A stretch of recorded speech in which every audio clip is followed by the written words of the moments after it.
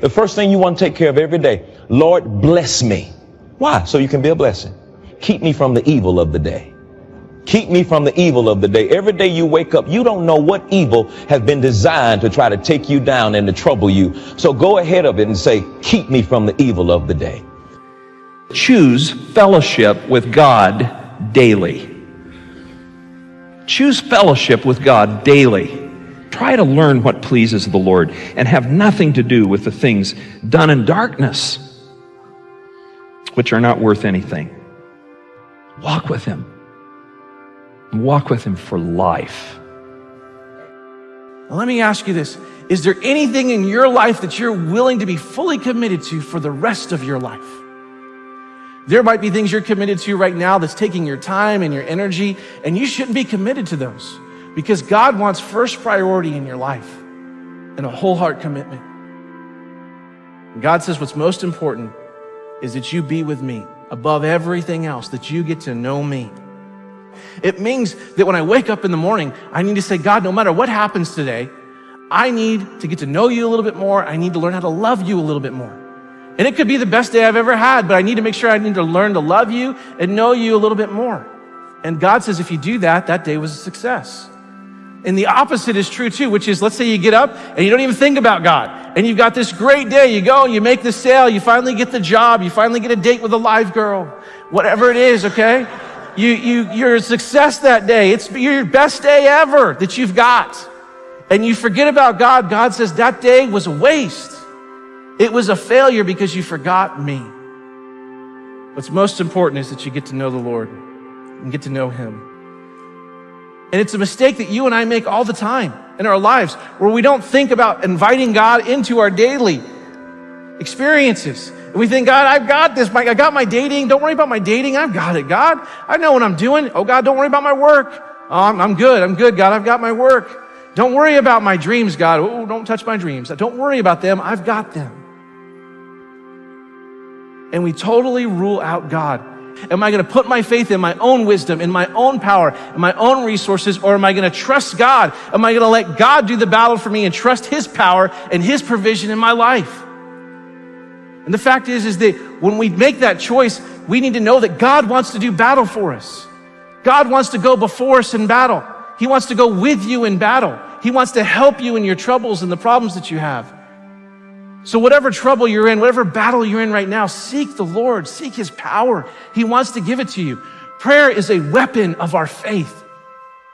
It is one of the greatest weapons of our faith. It should be our first response and not our last resort when we go through times of trouble. Call out to God and rely on Him. God wants you to know that He wants you to experience the fullness of His presence in your life, not just every day of your life, but every moment of your life. You can experience His presence if you want it. You can tap into it, and that's the promise He gives us. He promises His presence in our lives when we seek after Him. You may go through deep waters. You will go through deep waters in your life, but you will not drown. You will go through storms in life, and God will get you through those storms.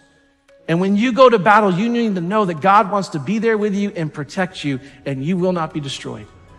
One of the greatest truths of the Bible is if God is for us, who can be against us? Here's Jesus' invitation to you. Here's what He says in Matthew 11. Jesus said, come to me. That's the seeking part. Come to me, all you who are weary and carry heavy burdens, all the things that are weighing you down. And here's His promise, and I will give you rest. Let me teach you because I am humble and gentle at heart, and you will find the rest for your souls. And so what I can tell you with great honesty and sincerity is that if you're in the desert and you're in the battle and you've been in there for a long time and you're gonna be in it, God's presence will be with you and He will protect you and He will give you the rest. And I have found if I have that, that is all I need. I don't have to have the answers. I don't have to understand. But if I got God and I feel Him and I know Him and He's there, then I am good. How do we need to make sure that we don't miss out on God's blessing when we're seeking Him? Well, there's a familiar verse that gives us great direction. It's Proverbs 3, 5, and 6. It says this, trust in the Lord with all your heart and lean not on your own understanding. And in all your ways acknowledge Him, and He will direct your paths. This word trust means to trust him not just in the convenient ways, not just in the easy ways, not even just in the spiritual ways, but trust him in all of the ways that we have in our lives, in the big and the small. Trust him on the roads of life that you've been on before, and trust him on the roads you've never been on, and those paths you've never taken, and those safari crazy roads where there is no path, that you're out there in the middle of the wilderness on your own. Trust him. And this word acknowledge in here, this word acknowledge means a deep, intimate, penetrating relationship where you know a person in the deepest and fullest sense. That's the kind of relationship God wants to have with you and with me. So our life goal needs to be this, that we need to seek God in every area of our life when we don't know what to do.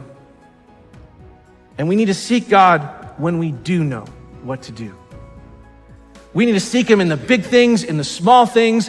We need to invite him into the conversations. We need to invite him into daily life, because yesterday's victories don't determine today's successes. And even when you think you know how to answer the problem that you're in, you still need to go to God. You still need to trust him, because the greatest faith of yesterday will not give us the confidence of today unless we stay connected to God, because he wants to bless our lives. God wants to have his best for your life. He wants to have his hand on your life. He wants to give you the protection and his presence and rest and hope and all the things that he wants to do for you. He wants that. 2 Chronicles 16:9 says, the eyes of the Lord search the whole earth. They search the whole earth in order to strengthen those whose hearts that are fully committed to him. This verse says that God is searching, he's looking, he's seeking the entire earth for somebody, for a people, for a person, for a church that's willing to be fully committed to him so that he can bless them and have his hand on them and give you and give me his best. He is seeking after you. God wants us to seek him, but he is seeking us. He is seeking us because he loves us, and he wants to give you his best. We need to do our responsibility and then cast our care. You do what you can do about the things in your life that you can do something about. And then when you cannot do anything about it, you cast it on God and you trust him. And it's perfectly okay for you to enjoy your life while you have a problem. I said it is perfectly okay for you to go ahead and enjoy your life while God is working on your problem. It's not that nothing's happening.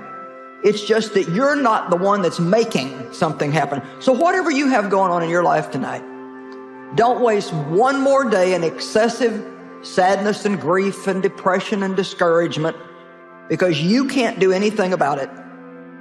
And Jesus paid for you to be able to enjoy your life, to have it in abundance, to the full, until it overflows.